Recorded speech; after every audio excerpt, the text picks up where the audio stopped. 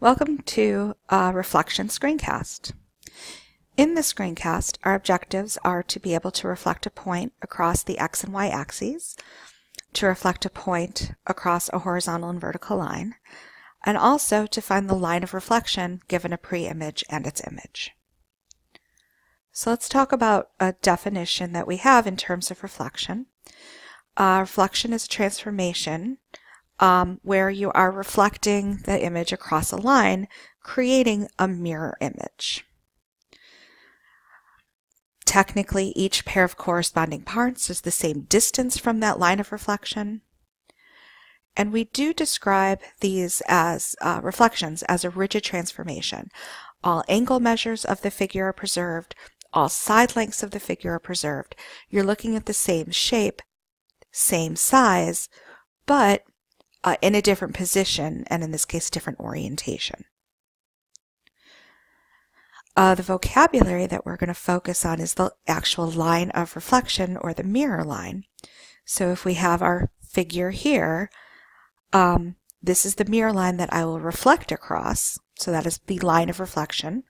And then when we reflect, we get that mirror image on the other side of the line. So let's take a look at reflecting a point across the x-axis. And when we think back to that definition, our image and pre-image need to be the same distance from the mirror line, from the line of reflection. So A, across the x-axis, is 2 units away. So I need another point that is 2 units away from the x-axis.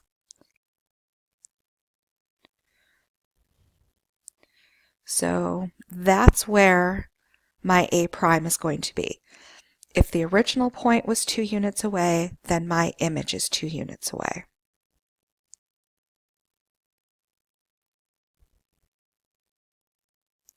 And I'm going to do the same thing with B. B was 4 units away, so B prime also needs to be 4 units from the x-axis. So both of those the image and the pre-image are both 4 units away. And then finally C is going to be 1 unit away. And then you connect the dots to create your triangle. So let's take a look at reflecting across the y-axis.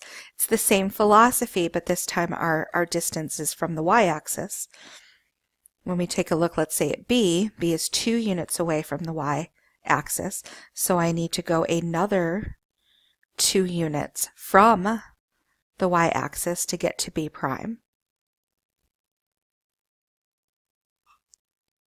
C is 1 unit from the y-axis, so I will go another 1 unit away to get to my C prime.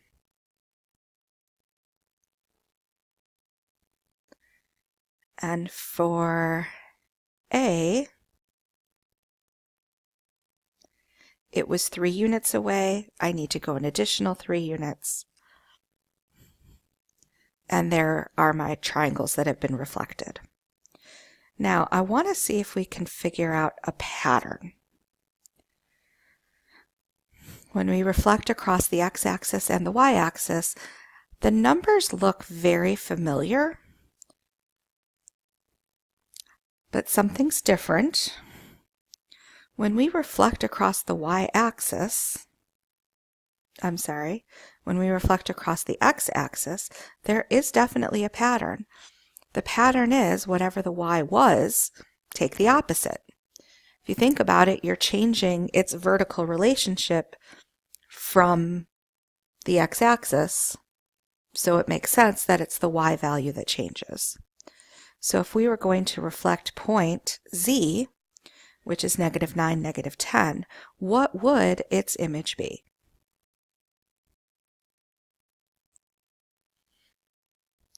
So its image would be at -9, 10. There's a similar pattern for reflecting across the y-axis. And here again, you're changing its horizontal position. So hopefully it makes sense that it's the x value that gets changed. So if we were to reflect that point Z across the y-axis,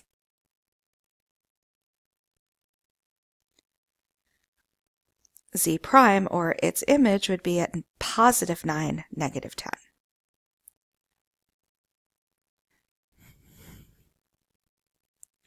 So when we reflect across other lines, a horizontal line, let's say, we're just measuring distances from each line. So that was 2 units. We need to go another 2 units. There's A prime. And if we reflect across a vertical line, let's say x equals 1, you're just measuring those distances from the mirror line, from that reflection line. So B was 3 units from x equals 1. We need to go another 3 units, and that is where B prime would land at negative 2, negative 1. Now, finding the line of reflection is a little bit more challenging, but we have to remember that A and A prime are each the same distance from our reflection line. So, if you can imagine drawing that segment A prime, we're basically looking for the midpoint of A prime, because that would mean that that reflection line would be cutting that segment in half. So we could use the distance formula, we could use the midpoint formula and see that that midpoint would be at negative 4, 3. So my reflection line has to pass through this point right here. Now again, imagine drawing that segment B and B prime. B and B prime need to be the same distance away from that reflection line. So let's see if we can find the midpoint of that imaginary segment B prime. And we would be looking at 0, negative 1. So these 2 points have to be on my mirror line. Or if we then extend that to a line, that's what my reflection line would look like. And it doesn't matter which 2 points you use. We could have used C and C prime, but that is how you would find your line of reflection, looking for midpoints. So our objectives in terms of reflecting points across the X and Y axes, trying to find patterns, reflecting points across horizontal and vertical lines, and then finding the line of reflection given a preimage and its image. Hopefully you've learned some strategies for that. So that was Reflections. Have fun!